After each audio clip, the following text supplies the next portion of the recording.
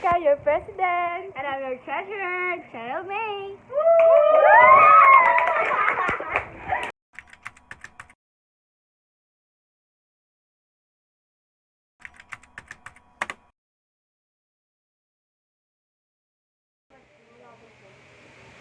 A day in the life of a student leader. Hi, Andeng! Hello, isip ko dyan. Hi, I'm Rayna Jane, your finance committee. Hi, my name is Ivy. I'm your PRO. Hello, I'm Yani, your publication committee. Yay! Hi, guys! I am Jessica, your president. And I'm your treasurer, Cheryl May.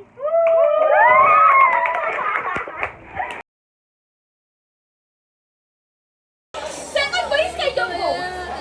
Tingnan na mapili ka. Kung kuya mabuti tayo.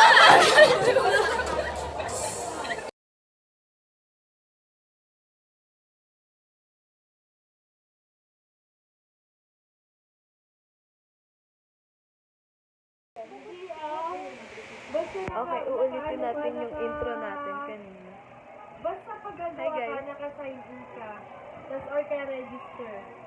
Na kayang gawa na A day in the life of a student leader. Hi, Rain. Hello! So guys, today, meron kaming clearance. Nag-process kami ng mga clearance namin at nag-assist kami ng mga students para sa clearance nila. Bakit ba sobrang liwan? Yes.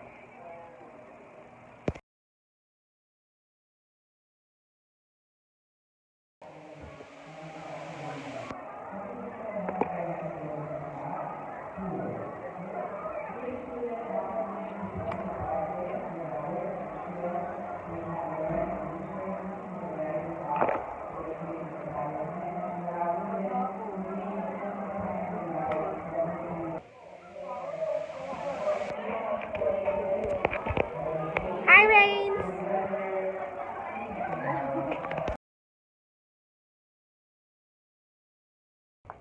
Nag-bra ka na? Hindi. Bayaw siya.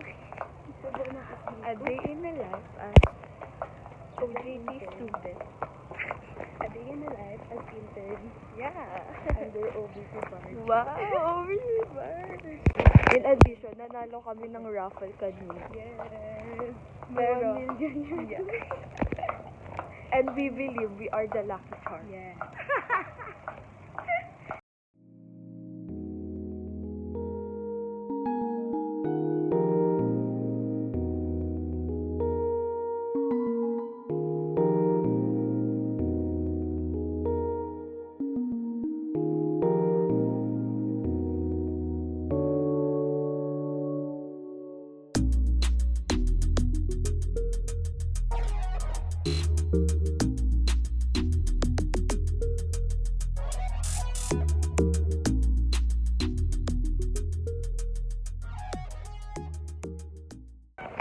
Okay guys, No guys.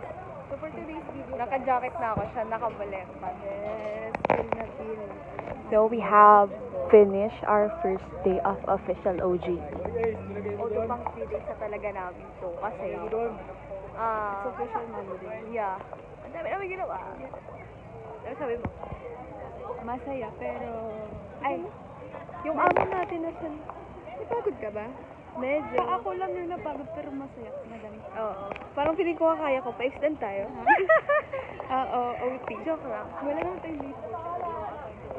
Kita niyo yung mga concessionaires natin. At ang aming magandang ma'am.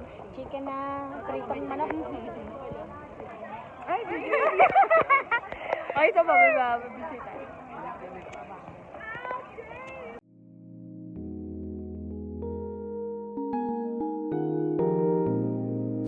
Alright, matagal ako nawala guys.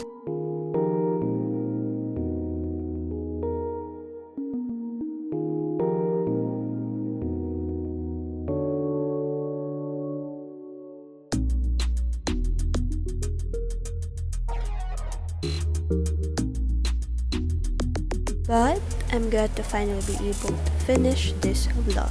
This segment is full of random videos because the past few months of my 2026 has been very, very hectic and busy.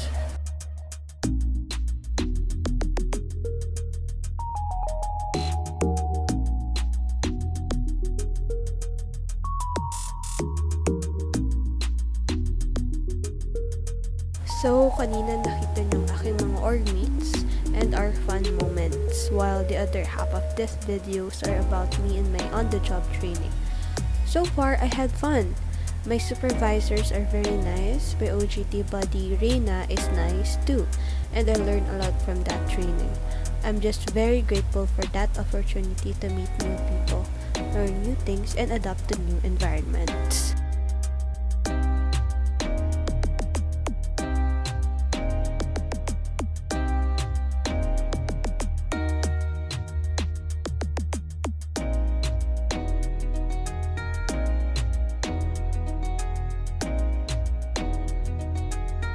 Overall, it was fun.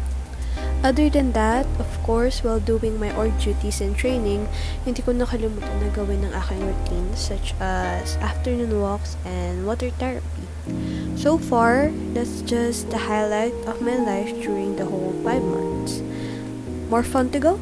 See you on my next adventure!